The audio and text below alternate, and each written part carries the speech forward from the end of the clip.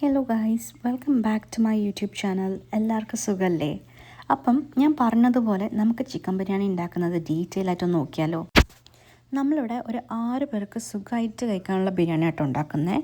അപ്പോൾ അതിനു വേണ്ടി ഞാൻ എടുത്ത സാധനങ്ങളെന്ന് വെച്ച് കഴിഞ്ഞാൽ 3 സവോള, ഒരു തക്കാളി, 2-3 പച്ചമുളക്, ഇഞ്ചി, വെളുത്തുള്ളി, പിന്നെ ഒരു കഷ്ണം ക്യാരറ്റ്. അപ്പം ഇതെല്ലാം ഒന്ന് ക്ലീൻ ചെയ്ത് കഴുകിയെടുത്തിട്ടുണ്ട്. പിന്നെ ഇഞ്ചിയും പച്ചമുളകും ഗാർലിക്കും കൂടെ ഇട്ടിട്ട് ചെറുതായിട്ടൊന്ന് മിൻസ് ചെയ്തെടുക്കുന്നുണ്ട്. ഒരുപാടങ്ങ് പേസ്റ്റ് ആക്കിയിട്ട് അരച്ചെടുക്കരുത്. സവോള നമ്മളിവിടെ എടുത്തേക്കുന്നത് ചിക്കൻ്റെ മസാല ഉണ്ടാക്കാനും പിന്നെ റൈസിനും കൂടെ കൂടിയിട്ടാട്ടോ. ആൻഡ് ഞാനിവിടെ എടുത്തേക്കുന്നത് ഒരു ഫുൾ ചിക്കനാണ്. അപ്പോൾ ഞാൻ ഇതെന്താ ചെയ്തതെന്ന് വെച്ച് കഴിഞ്ഞാൽ അതിനകത്ത് മഞ്ഞൾപ്പൊടി, മുളക് പൊടി, ഉപ്പ്, കുരുമുളക്, ജിഞ്ചർ ഗാർലിക് പേസ്റ്റ് ഇത്രയും ഇട്ടിട്ട് ഒന്ന് കുറച്ച് സമയം ഫ്രീസറിൽ വെച്ചെടുത്തു.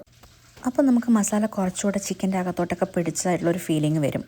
ആൻഡ് ഇവിടെ ഞാൻ യൂസ് ചെയ്തത് സൺഫ്ലവർ ഓയിലാണ്. പാൻ ചൂടാക്കിയതിന് ശേഷം സൺഫ്ലവർ ഓയിൽ ഒഴിച്ചു. എണ്ണ ഒന്ന് ചൂടായി എന്ന് കാണാം.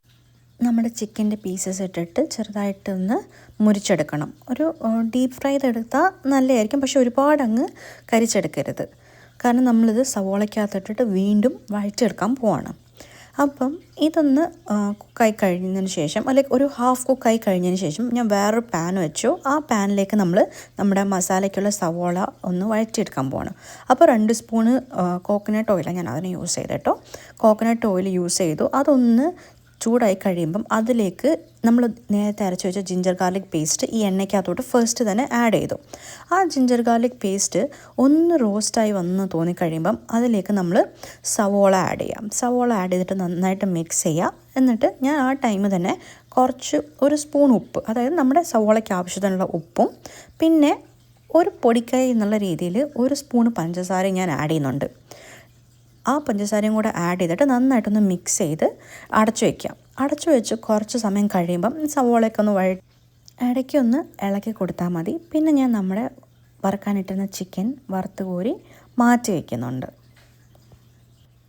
സവോള ഒരു പരിധി വരെ വന്നെന്ന് തോന്നുമ്പം ഞാൻ ഈ സവോളയ്ക്കകത്തേക്ക് നമ്മൾ നേരത്തെ എടുത്ത് വെച്ച തക്കാളി ഒരു പീസ് കട്ട് ചെയ്തിട്ട്, അതായത് ചെറിയ സ്ലൈസസ് ഒന്നും ആക്കുന്നില്ല, ഒരു നോർമൽ സ്ലൈസസ് ആക്കിയിട്ട് കട്ട് ചെയ്തിട്ട് ഈ സവാളയുടെ മേലിലോട്ട് ചുമ്മാ ഇട്ട് കൊടുക്കുകയാണ്. ആദ്യം തന്നെ മിക്സ് ചെയ്യുന്നില്ല, ചുമ്മാ ഇട്ടിട്ട് അടച്ചങ്ങ് വെക്കുവാണ്. അടച്ചു വെച്ച് കഴിയുമ്പം ആ ആവി ഇരുന്നിട്ട് ഈ സവാള ഒന്ന് കുക്കായി കിട്ടും. എന്നതിന് ശേഷം നമ്മൾ മിക്സ് ചെയ്ത് കഴിഞ്ഞാൽ നമുക്ക് കുറച്ചും കൂടെ എളുപ്പത്തിൽ ആ തക്കാളി സ്മാഷായി കിട്ടുന്നതായിട്ട് നമുക്ക് തോന്നും. ആൻഡ് ഇതൊന്ന് മിക്സ് ചെയ്തെടുത്തതിന് ശേഷം പിന്നെ നമ്മുടെ പൊടികൾ ആഡ് ചെയ്യാണ്. പൊടികൾ നമ്മൾ ബിരിയാണിയിൽ, എൻ്റെ ഒരു പേഴ്സണൽ ഒപ്പീനിയനിൽ, നമ്മൾ ഓവറായിട്ട് സ്പൈസ് അപ്പ് ചെയ്യാതിരിക്കുന്നതാണ് നല്ലത്. ഈ ഫുഡ് ഉണ്ടാക്കുന്ന തിരക്കി താഴെ ഭയങ്കര സൗണ്ട്. അങ്ങനെ ഞാൻ ചുമ്മാ ഒന്ന് വെളിയിലോട്ട് നോക്കിയപ്പോൾ കണ്ട കാഴ്ച കേട്ടോ, മഞ്ഞുമായിട്ട് പോകുന്ന JCB. അപ്പോൾ കണ്ടപ്പോൾ ഒരു വെറൈറ്റി തോന്നി. അങ്ങനെ ഞാനതൊന്ന് എടുത്തു വെച്ചാൽ. And yes, let's come back to our cooking. അപ്പം ഞാൻ ഇതിനകത്തോട്ട് നമ്മുടെ സ്പൈസസ് ആഡ് ചെയ്യാൻ പോകണം. അപ്പം ഞാൻ ഇടാൻ പോകുന്ന സ്പൈസസ് എന്ന് വെച്ച് കഴിഞ്ഞാൽ 1/2 സ്പൂണ് മഞ്ഞൾപ്പൊടി, 1 സ്പൂണ് മുളക് പൊടി, പിന്നെ 1.5 സ്പൂണ് മല്ലിപ്പൊടി. ഞാൻ ഒരേ സ്പൂണ് എല്ലാത്തിനും വേണ്ടി യൂസ് ചെയ്തിട്ടുള്ളത് കേട്ടോ. പിന്നെ 1 സ്പൂണ് കുരുമുളക്. ഇത്രയും കൂടി ഇട്ടിട്ട് നന്നായിട്ട് മിക്സ് ചെയ്തെടുക്കുക. പിന്നെ പ്രത്യേകം ശ്രദ്ധിക്കണം, നമ്മൾ പൊടികൾ ഇടുന്ന സമയത്ത് തീ ഒരിക്കലും കൂട്ടി വെക്കരുത്. പൊടി ഇട്ട് കഴിഞ്ഞിട്ട് ഒന്ന് മിക്സ് ആക്കിയിട്ട് വേണം നമ്മൾ തീ കൂട്ടാൻ വേണ്ടിയിട്ട്. ഇനി തീ കൂട്ടി വെച്ചിട്ട് നന്നായിട്ടൊന്ന് മിക്സ് ചെയ്ത് അതൊന്ന് അതിനകത്തുള്ളൊരു വെള്ളത്തിൻ്റെ അംശമൊക്കെ ഒന്ന് വറ്റുന്നത് വരെ ഇളക്കിയെടുക്കാം. എന്നതിന് ശേഷം നമ്മൾ വറുത്ത് കോരി വെച്ച ചിക്കൻ ഇതിനകത്തോട്ട് ഇട്ടിട്ട് നന്നായിട്ട് മിക്സ് ചെയ്യുക. നന്നായി മിക്സ് ചെയ്തതിന് ശേഷം ഞാൻ ഇതിനകത്തോട്ട് 1 സ്പൂണ് ഗരം മസാലയും കൂടെ ആഡ് ചെയ്യുന്നുണ്ട്. അത് നമ്മൾ നേരത്തെ യൂസ് ചെയ്ത് സെയിം സ്പൂൺ തന്നെയാണ് അതിന് യൂസ് ചെയ്തത്. ഇതെല്ലാം ഞാൻ തീ കൂട്ടി വെച്ചിട്ടാണ് ചെയ്യുന്നത്. എന്നതിന് ശേഷം നന്നായിട്ടൊന്ന് മിക്സ് ചെയ്ത് കൊടുക്കുക. നന്നായിട്ട് മിക്സ് ചെയ്തതിന് ശേഷം ഇനി നമ്മൾ ഒരു മീഡിയം തീയിലോട്ടിട്ടിട്ട് ഇതങ്ങ് അടച്ചു വയ്ക്കുക. And in the mean time നമ്മൾ എന്താ ചെയ്യാൻ പോകുന്നത് വെച്ച് കഴിഞ്ഞാൽ കുറച്ച് മല്ലിയിലയും പുതിനയിലയും കൂടെ കട്ട് ചെയ്തെടുക്കാൻ പോവാണ്. മല്ലിയിലയും പുതിനയിലയും കൂടെ കട്ട് ചെയ്തെടുത്തിട്ട് ഈ അടച്ചു വെച്ചേക്കുന്ന മസാലയുടെ മേലിലോട്ട് നമ്മൾ ഇതിട്ടിട്ട് പിന്നെ ഞാൻ മിക്സ് ചെയ്യത്തൊന്നുമില്ല, ജസ്റ്റ് അടച്ചങ്ങ് മാറ്റി വെച്ചേക്കും. എന്നിട്ട് ഒരു ചെറിയ തീയിൽ ഒരു 5 മിനിറ്റ് കുക്ക് ചെയ്തതിന് ശേഷം അത് അടച്ചിട്ട് നമുക്ക് മാറ്റി വെച്ചേക്കാം. പിന്നെ നമ്മളത് കഴിയുന്നതും അത് ലിഡ് ഓപ്പൺ ചെയ്യാതിരിക്കുന്നതായിരിക്കും നല്ലത്. ഇനി നമ്മൾ റൈസിലോട്ട് പോകണം. അപ്പോൾ ഞാനിവിടെ എടുത്തേക്കുന്നത് വെച്ച് കഴിഞ്ഞാൽ 2 കപ്പ് റൈസാണ് എടുത്തേക്കുന്നത്. 2 കപ്പ് റൈസിന് 3 കപ്പ് വെള്ളം, അതായത് 1 കപ്പിന് 1.5 കപ്പ് വെള്ളം എന്നുള്ളതാണ് കണക്ക്. ഞാനങ്ങനെ റൈസ് കഴുകി എടുത്ത് വെച്ചിട്ടുണ്ട്. പിന്നെ ആ 3 കപ്പ് വെള്ളം തിളപ്പിക്കാനായിട്ട് മാറ്റിയും വെച്ചിട്ടുണ്ട്.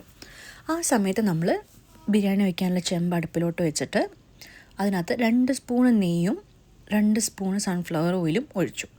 ഇതിനകത്തോട്ട് ഞാൻ ആദ്യം തന്നെ നമ്മൾ കുനുകുന അരിഞ്ഞ സവോള അതിട്ടിട്ട് ഒന്ന് ബ്രൗൺ കളറാക്കി എടുക്കുകയാണ്. അതൊന്ന് ബ്രൗൺ കളറാക്കി എടുക്കുന്ന ടൈമിൽ നമ്മൾ അണ്ടിപ്പരിപ്പും മുന്തിരിയും കൂടെ എടുത്ത് വയ്ക്കുക. മുന്തിരി ഒന്ന് വാഷ് ചെയ്തിട്ട് യൂസ് ചെയ്യാം. ഇനി ഇതൊന്ന് ബ്രൗൺ കളറായി കഴിയുമ്പം ഇതിനകത്തോട്ട് തന്നെ നമ്മൾ അണ്ടിപ്പരിപ്പും മുന്തിരിയും കൂടെ ആഡ് ചെയ്യും. ഇത് രണ്ടും കൂടെ ആഡ് ചെയ്ത് അതൊന്ന് വറുത്ത് കഴിയുമ്പോഴത്തേക്കും നമ്മൾ അത് കോരി മാറ്റി വെക്കുകയാണ്. ഇനി ഇതേ പാത്രത്തിലോട്ട് ഇതേ എണ്ണയിലോട്ട് നമ്മൾ സ്പൈസസ് ആണ് ആഡ് ചെയ്യാൻ പോകുന്നത്.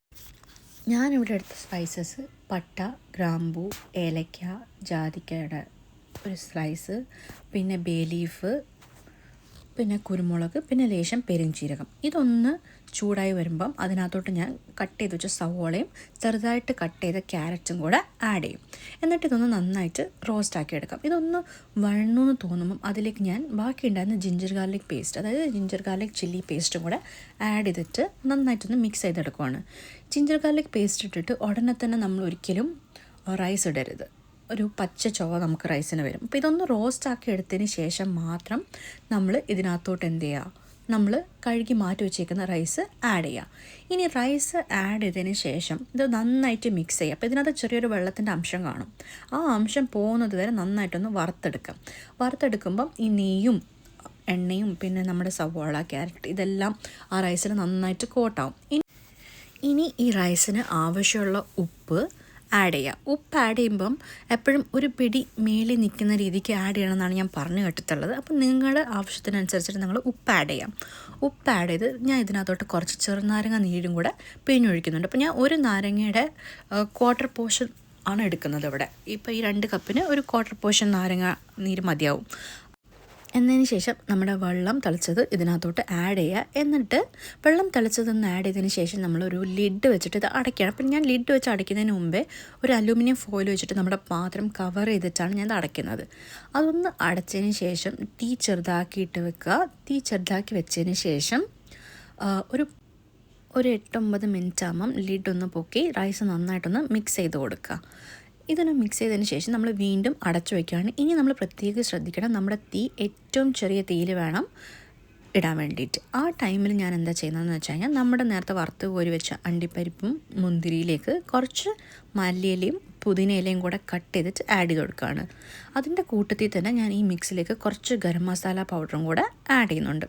അതൊന്ന് നന്നായിട്ട് മിക്സ് ചെയ്ത് വെച്ചിട്ട് ഇനി നമ്മൾ ദം ചെയ്യാനുള്ള പരിപാടിയാണ്. ആ ടൈമിൽ തന്നെ ഞാൻ കുറച്ച് സാലഡും ഉണ്ടാക്കിയെടുക്കുന്നുണ്ട് കേട്ടോ. അപ്പം സാലഡ് എല്ലാവർക്കും അറിയാവുന്നതാണ്. കുറച്ച് സവോളയും തക്കാളിയും മാത്രമേ ഞാനിവിടെ എടുത്തിട്ടുള്ളൂ. പിന്നെ അതിനകത്ത് ഒരു 3 സ്പൂണ് കട്ട തൈരും കൂടെ ആഡ് ചെയ്ത് ചെറുതായിട്ട് ഉപ്പ് മാത്രമേ ഞാൻ ഇടുന്നുള്ളൂ, വേറെ ഒന്നും ഞാൻ ആഡ് ചെയ്യുന്നില്ല. അതും കൂടെ ആഡ് ചെയ്തിട്ട് നന്നായിട്ട് മിക്സ് ചെയ്തിട്ട് മാറ്റി വെച്ചു.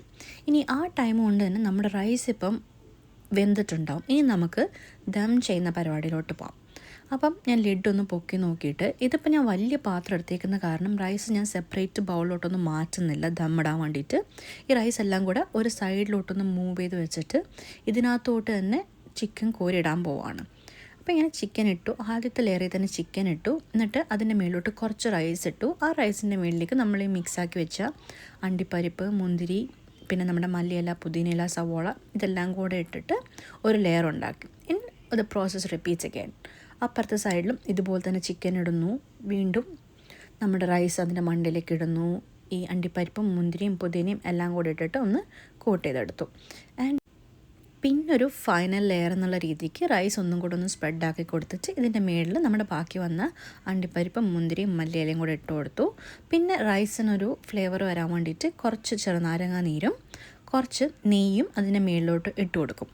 പിന്നെ ഞാൻ ഇതിനകത്ത് കുറച്ച് മഞ്ഞൾപ്പൊടി കൂടെ ആഡ് ചെയ്യുന്നുണ്ട്. മഞ്ഞൾപ്പൊടി എന്ന് വെച്ച് കഴിഞ്ഞാൽ നമ്മുടെ റൈസിനകത്തൊരു ഡിഫറെൻറ്റ് കളർ വന്ന് നിൽക്കാൻ വേണ്ടിയിട്ടാണ് മഞ്ഞൾപ്പൊടി ആഡ് ചെയ്യുന്നത്. എന്നതിന് ശേഷം ഞാനിത് അടച്ചു വെച്ചിട്ട് ഒരു 10 മിനിറ്റ് ചെറിയ തീയിൽ വേവിക്കുകയാണ്. അങ്ങനെ ഞാനിവിടെ 10 മിനിറ്റ് അടുപ്പിൽ വെച്ചിട്ട് പിന്നെ തീ ഓഫ് ചെയ്തിട്ട് ഒരു 10 മിനിറ്റും കൂടെ വെച്ചു. എന്നതിന് ശേഷമാണ് ഞാനിത് വിളമ്പാൻ പോകുന്നത്. അപ്പം ഇത് എടുക്കുമ്പോൾ പ്രത്യേകം ശ്രദ്ധിക്കണം, ഇതിൻ്റെ റൈസ് നമ്മൾ കുറച്ചുകൂടെ ടെൻഡറായിരിക്കും. അപ്പോൾ ഒരു മയത്തിലൊക്കെ നമ്മൾ സ്പൂൺ വെച്ചിട്ട് കോരിയെടുക്കണം. അപ്പം അങ്ങനെ കോരിയെടുത്ത് നമ്മുടെ ബിരിയാണി പ്ലേറ്റിലോട്ടിട്ട് അങ്ങോട്ട് കഴിക്കുക. സംഭവം അടിപൊളിയാണ്. എന്തായാലും ട്രൈ ചെയ്ത് നോക്കണം. And let me no your feedbacks. Okay. പിന്നെ ഈ ബിരിയാണിക്ക് കോമ്പിനേഷനായിട്ട് നമ്മൾ നേരത്തെ സാലഡ് ഉണ്ടാക്കിയിട്ടുണ്ട്. പിന്നെ നമ്മുടെ നാരങ്ങ അച്ചാറും, ഇത് ഞാൻ വീട്ടിൽ തന്നെ ഉണ്ടാക്കിയ വെള്ള നാരങ്ങയുടെ അച്ചാറാട്ടോ. പിന്നെ ഒരു പപ്പടവും പിന്നെ ഒരു ചിക്കൻ ഫ്രൈയും. ഇത്രയും സാധനങ്ങളും കൂട്ടിയിട്ടാണ് ഞങ്ങളന്ന് കഴിച്ചത്. സംഭവം അടിപൊളിയായിരുന്നു. എന്തായാലും എല്ലാവരും ട്രൈ ചെയ്ത് നോക്കണം കേട്ടോ. And let me no your comments.